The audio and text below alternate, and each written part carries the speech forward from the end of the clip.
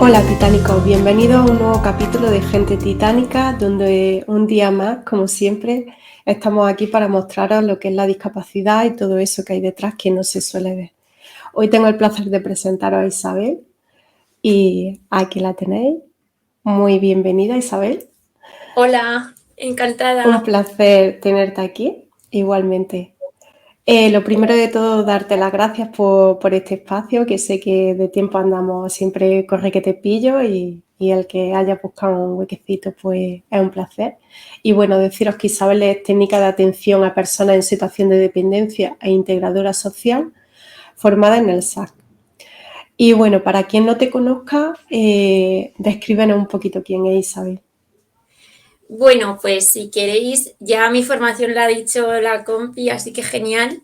Y bueno, pues yo soy Isabel, pues de chiquitita, la verdad que, bueno, desde chiquitita estaba un poco pensando en las injusticias que todos vivimos, ¿no? Continuamente, el no saber por qué, hay desigualdad, etcétera, y poco a poco pues fui creciendo hasta que llegué a la adolescencia y sufrí acoso escolar y bueno, a partir de ahí tuve un, no el cuando estuve sufriendo acoso escolar fue lo peor, sino lo que vino después de eso, ¿no? En la recuperación pues al final perdí clases, etcétera, y un orientador me ayudó desde otro instituto, no era el mismo, por suerte, me ayudó y me orientó y me dijo que, bueno, que tenía que estudiar técnica, o sea, atención a personas en situación de dependencia y de ahí seguir a integración social y por eso actualmente estoy trabajando como integradora social. Y bueno, y he trabajado en bastantes recursos a nivel profesional en el ámbito de las personas con discapacidad, pero sí que es cierto que no estaba yo muy a favor de cómo se hacían las cosas, creía que se pueden hacer de otra manera, ¿no? Y yo lo que quería fomentar era la inclusión y era muy complicado. Entonces decidí emprender a través de un proyecto que se llama Horizonte Inclusivo. Pues cuéntanos un poquito qué es Horizonte Inclusivo. Bueno, pues Horizonte Inclusivo se llama así porque al final trata sobre la inclusión de todas las personas en igualdad de oportunidades, haciendo hincapié obviamente en las personas con discapacidad, que son las que más sufren esa discriminación y esa exclusión. Y la idea es hacer un plan de vida independiente, que a mí me gusta llamarlo plan de vida elegida, para que las personas, en este caso con discapacidad, puedan elegir la vida que realmente quieren vivir, porque ellas realmente quieren vivir una vida, pero no les dejamos. Entonces, la idea es esa, ¿no? Entonces, bueno, sí que es cierto que en mi caso estoy más especializada en discapacidad intelectual, en autismo, y lo que suelo hacer normalmente es un plan de vida independiente y me centro en esa persona, como pues a través de fomentar su autonomía en todas las áreas esenciales de la vida. Por ejemplo, bueno, trabajo con multitud de personas a nivel de edad, es decir, infancia, adolescencia, juventud y vida adulta. Es verdad que en tercera edad no lo trabajo, pero hasta vida adulta sí. Y es a nivel individual. Una Claro, persona, porque cada persona tiene unas necesidades diferentes. Cada caso exactamente. es... Yo siempre lo que pensaba era que todas las personas con las que yo trabajaba anteriormente, antes de empezar con el proyecto, vivían en residencias, en centros, y digo, pero vamos a ver si es una persona joven que hace una residencia, tratándola de manera asistencial, como si fuera una persona súper dependiente, que también puede que tenga una situación de dependencia, pero si no se fomenta esa autonomía, se va a volver más dependiente todavía. Y yo, pues lo que me encontraba era que había, como tú has dicho, muchísimas situaciones diferentes, individuales. Entonces, no se puede trabajar con todas las personas de la misma forma. Y en mi caso, pues yo decidí trabajar con ellas de manera independiente, de manera personalizada y de manera individualizada. Es decir, en su casa, nada de residencia ni de centros, en su casa, desde su hogar, avanzando a todas las áreas esenciales de la vida, a la educación, al trabajo, a todo, ¿no? Y bueno, pues por poner un ejemplo, yo trabajo con esa persona y le ayudo, por poner un ejemplo, a que si quiere ir a estudiar, pues para eso tendrá que ir en transporte público. Pues nos olvidamos de rutas privadas que ya también excluyen en ese sentido de, venga, todo el mundo en la misma rutita de autobús que os vamos a llevar al cole y de ahí volvéis a casa. No. La idea es que esa persona sea independiente y si quiere ir al cole o a la universidad o a donde quiera ir, pues que vaya por su cuenta. Es decir, yo, por ejemplo, pues le ayudo en el transporte público, pero yo la acompaño, pero no de llevarla, sino la acompaño con un sentido de aprendizaje. Es decir, yo te voy a acompañar al cole y te voy a dar las Claro. herramientas para que puedas ser autónoma en ese trayecto. Y una vez hayamos aprendido ese trayecto, te voy a dar las herramientas para que aprendas a ir a cualquier otro sitio que no tienes por qué ser solamente ahí. Porque la idea es que no se queden conmigo para siempre, sino que yo, pues, Claro. algún día desapareceré y eso es una victoria. ¿Menos trabajo para mí? Pues sí, pero es una victoria al final. Ya vendrá más gente. Claro, la idea es esa. Entonces, así, o sea, se busca una serie de necesidades, esa persona me tiene que decir, mira, Isabel, yo necesito, me encantaría trabajar y vale, ¿tienes formación? No. Vale, pues si no tienes formación y quieres trabajar en esto, pues habrá que empezar desde abajo. Por poner un ejemplo, ¿no? Y luego ocurre también en el empleo. En el empleo está el empleo con apoyo, que por desgracia hay muchas situaciones de personas que realmente hay muchísimas plazas para personas con discapacidad, bueno, muchísimas no, pero quiero decir que hay plazas para personas específicas, para Sí, personas está con discapacidad. muy limitada y específica.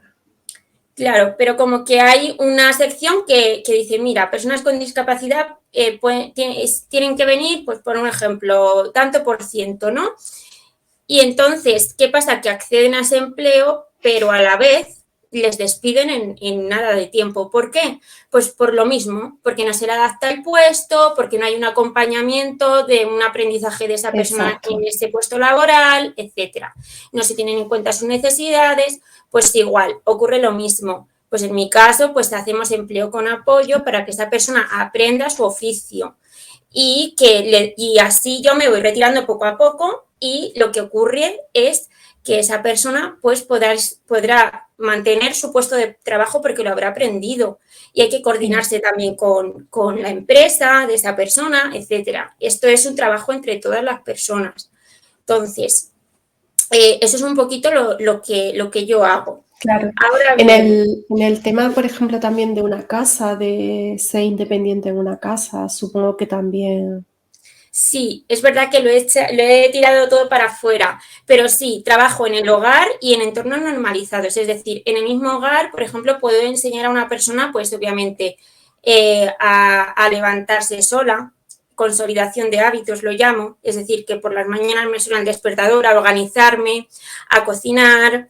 En el aseo también la puedo ayudar, sí que es cierto que yo no hago un trabajo asistencial, sino que la ayudo para que esa persona aprenda a asearse de manera autónoma. Y todo eso se trabaja para que ella viva sola, claro, en un futuro.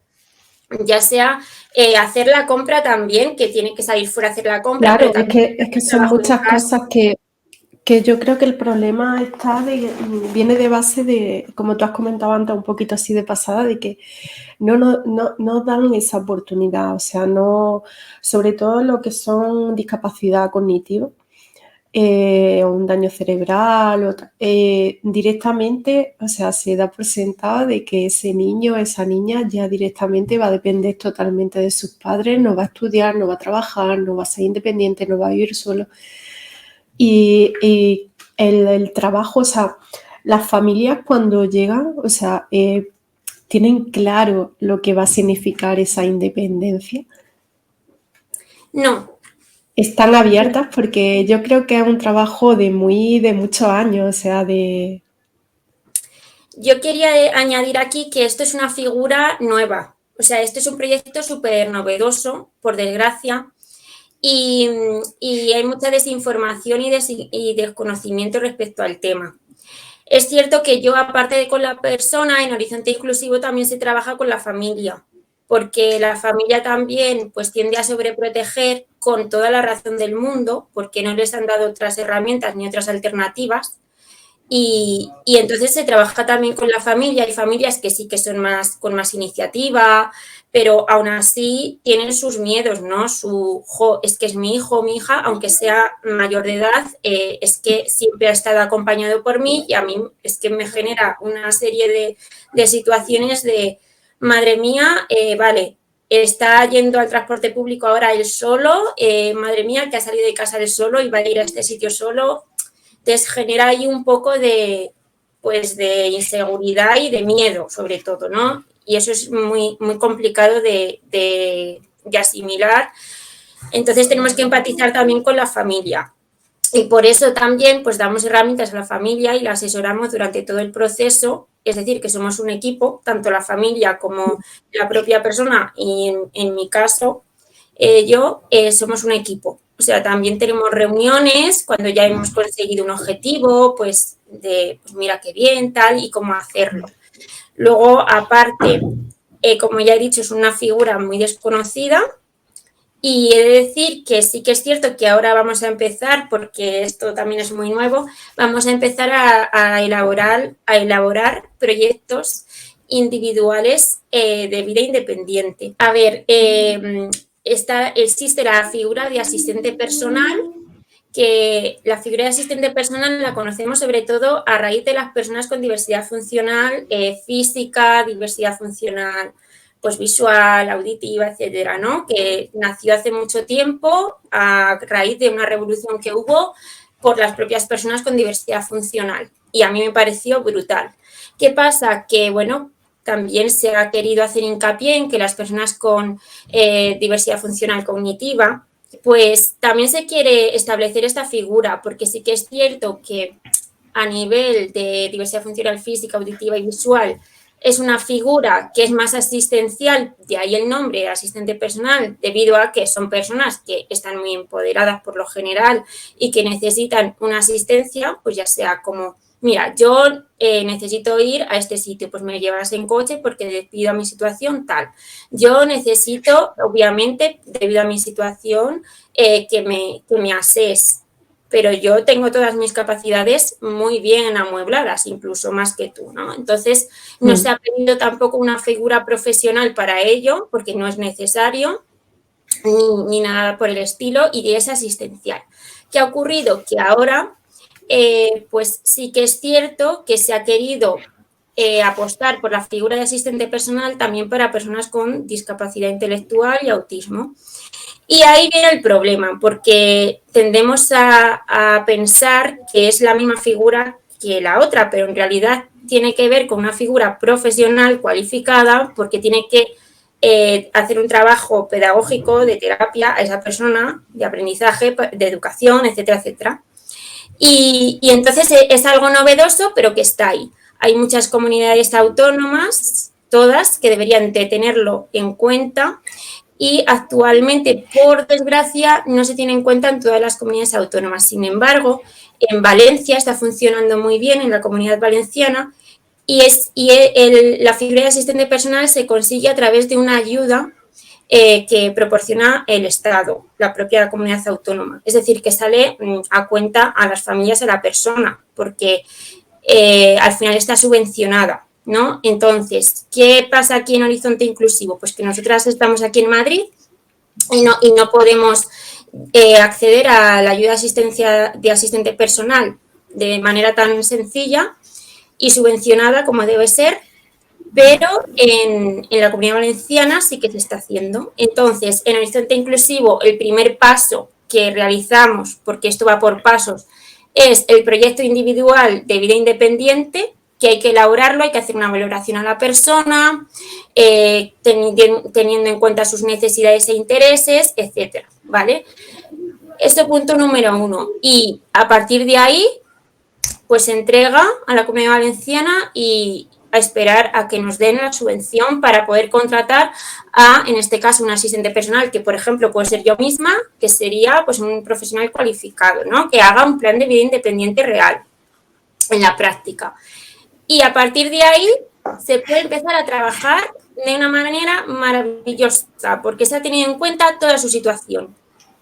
Y empezamos a ponerlo en práctica, como he dicho antes, ¿no? Pues a través de fomentar la autonomía en todas las áreas esenciales de la vida, incluyendo se puede estar hasta tener una figura en el colegio ordinario de esa persona durante todo el horario escolar, ¿vale? Apoyándola, adaptándole todas sus necesidades. Eso está muy bien, porque niños, por ejemplo, ciegos o sordociegos incluso, tienen muchas necesidades que se ven muchas veces que no están cubiertas. Sería una cosa así a la hora de solicitarlo como la ley de dependencia, por así decirlo. Sí, entra o sea, el proceso de... Por el proceso me refiero de evaluación, de ver tus necesidades y ver tu tal, aunque luego te cubren otro tipo de necesidades, ¿no? Sería una cosa, sí, por compararla, porque la gente lo entienda un poco. Sí, esta ayuda viene del área de dependencia y se solicita por ahí. Pero bueno, gracias a, Sí. en mi caso, pues también hay que elaborar luego el proyecto de vida independiente. En Madrid Claro. también se puede solicitar a través del área de dependencia. Lo que pasa es que hay muchísimas dificultades para acceder a esa ayuda y no hay ningún tipo de control, ni de proyecto, ni nada de nada. Y ocurren más en comunidades autónomas, pero bueno, yo estoy trabajando actualmente en Madrid por cuenta propia, haciendo obviamente el plan de vida independiente, teniendo en cuenta todas las necesidades de esa persona y de su familia y todo, pero sí que es cierto que lo hago de manera privada. Claro. Y hay veces que sí que pues dan ayudas así, hay alguna ayuda por ahí o lo que sea que se puede subvencionar, pero por desgracia no. Y la idea es que esto, pues, como ocurre en la Comunidad Valenciana, que se extienda por todas las comunidades autónomas de España. Claro, que no se quede una familia sin poder acceder a ello por el tema económico. Exactamente. Entonces, bueno, pues lo vamos a lanzar ya, supongo que en mi Instagram lo veréis porque lo lanzaremos, lo del proyecto de vida independiente para que lo veáis, porque ese es el primer paso que hay que dar para poder acceder a una vida independiente. Eso por un lado. Y bueno, luego en Horizonte Inclusivo sí que es cierto que también, aparte de realizar ese aprendizaje a las personas en este caso, como ya hemos dicho, ¿no? Pues también tenemos que tener en cuenta su situación individual y adaptar todo ese aprendizaje a esa persona. Por ejemplo, el mapa del metro de Madrid es horroroso. Bueno, yo creo que cualquier metro es horroroso. No, pero el de Madrid es especialmente, yo creo. Entonces se adapta el mapa. Es decir, se le adapta el mapa para que esa persona más o menos comprenda un poco el mapa, porque yo tampoco lo entiendo, ¿eh? Y una vez hecho eso, pues se van dando pasos y también trabajamos mucho con las nuevas tecnologías, con aplicaciones, pues también existen aplicaciones para usar el transporte público, aplicaciones para hacer la compra, aplicaciones para cocinar, es que hay de todo. Entre las nuevas tecnologías también hacemos hincapié en ellas y si no se sabe utilizar, se intenta enseñar a esa persona a utilizarlo, porque al final, si nos salimos de ahí, estamos fuera, porque las nuevas tecnologías es el presente y el futuro. No, y que ayudan muchísimo, o sea, que cada vez más yo creo que, aunque hay que cambiar un poco el chip, si nunca, sobre todo dependiendo de la edad y si nunca se han usado, pero yo creo que cada vez son más sencillas, más intuitivas y salen aplicaciones para ayudar en todo. Y creo que son, o sea, que han hecho un buen papel en este campo. Sí, la verdad que sí, eso sí que es cierto, nos vienen muy bien. Y luego otra cosa más, que sí que es cierto que a nivel individual, pues ya hablamos de que es una persona solamente, pues también trabajamos las habilidades sociales, pero ¿cómo vamos a trabajar las habilidades sociales con una persona? Pues es imposible, no se puede. Entonces, pues realizamos actividades de ocio, por ejemplo, con los amigos de esa persona, incluyendo, pues eso, habilidades sociales, etcétera. Y luego también realizamos talleres grupales que los talleres grupales son orientados a una autonomía, es decir, hay talleres grupales, por ejemplo, ocio autónomo, pues para que ellos se puedan planificar su propio ocio, que decidan qué actividades les gustan y cuáles quieren hacer, cuáles no, porque tampoco es, bueno, vamos a hacer una actividad de ocio, ¿a dónde vamos? Aquí, porque lo digo yo, no, lo habéis elegido vosotros, que para eso es vuestra actividad y vuestro ocio. Yo creo que ese es un trabajo de los más importantes porque creo que son personas que nunca se les ha dado la opción de elegir. Inconscientemente, o sea, ni con malicia ni nada, pero yo creo que ese es un gran trabajo, o sea, el llegar a que la persona aprenda a decidir por sí misma lo que le gustaría, lo que le vendría bien, lo que no es fácil, o sea, yo creo que una persona que nunca ha decidido por sí sola, no Claro. tiene que ser nada fácil aprender a decidir. Eso tienes toda la razón. Y por eso, bueno, yo tengo en cuenta sus necesidades y trabajo a través de sus intereses, de lo que les gusta, porque es así la única manera para que ellos se sientan motivados y puedan conseguir aquello que necesitan conseguir y que quieren conseguir también, ¿no? Porque lo que tú dices, hay veces que les preguntas, a ver, ¿qué te gustaría hacer? Y no lo saben, o... Y entonces tienes que indagar un poco a través de lo que a esa persona realmente le gusta.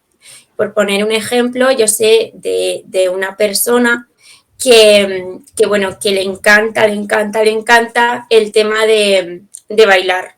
Es que es tan sencillo como esto. Y para mucha gente lo pueden ver como una forma un poco absurda, ¿no?, de trabajar.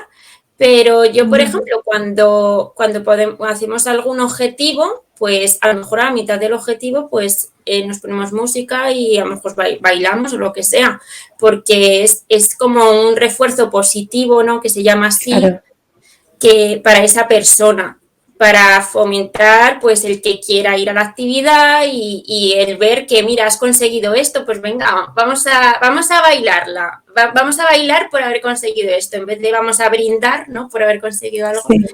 Es que depende un poco de la persona, ¿no? Y yo creo que eso es importante. Y luego, pues es eso, otra cosa también importante es el tema de los talleres que acabo de decir, porque también trabajamos el tema hacemos un taller de cocina, taller de manejo del dinero, que el manejo del dinero no es un rollo, porque eso de estar contando ahí todo el rato con dinero, no. Pero muy necesario. El taller de manejo del dinero, a lo mejor estamos un ratito pues viendo las monedas, un ratito, nada. Y luego nos vamos al supermercado y compramos, de verdad.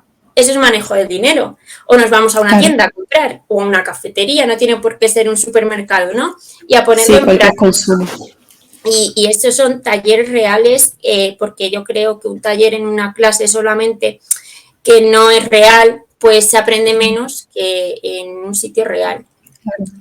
Y como al fin y al cabo es para hacerlo para cosas reales, tiene todo el sentido del mundo.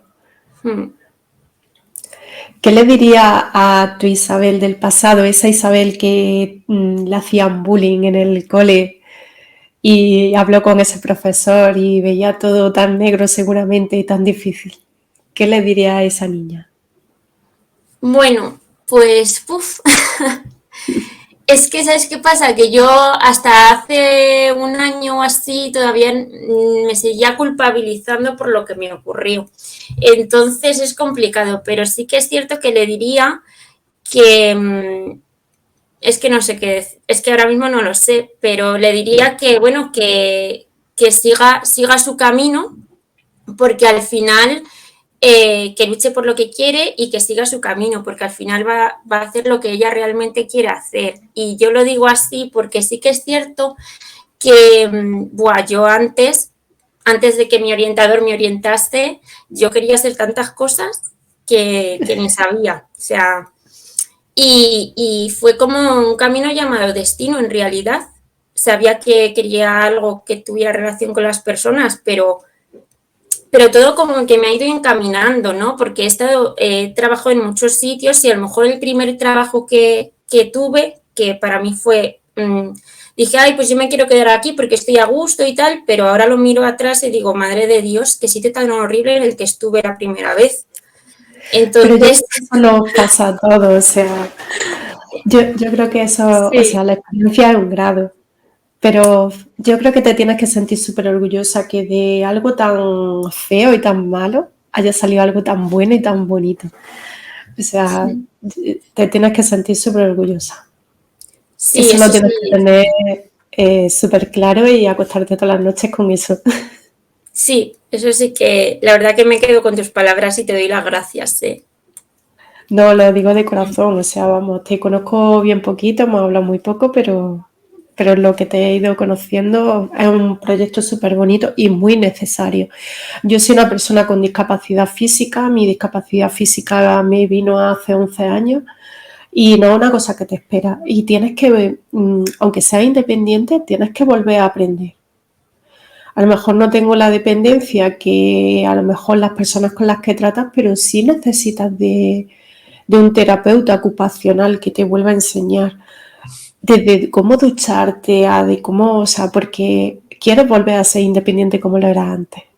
Tienes que aprender a tener tus límites, que eso también hay que aprenderlo, cuáles son tus propios límites por tu discapacidad. Y creo que es un trabajo muy importante el que haces por lo mismo, porque le estás enseñando a la persona de no te conformes porque te han dicho blanco. No tiene por qué ser blanco, hay muchos colores. Conociendo siempre tus límites, pero creo que le da mucho más que independencia a esas personas.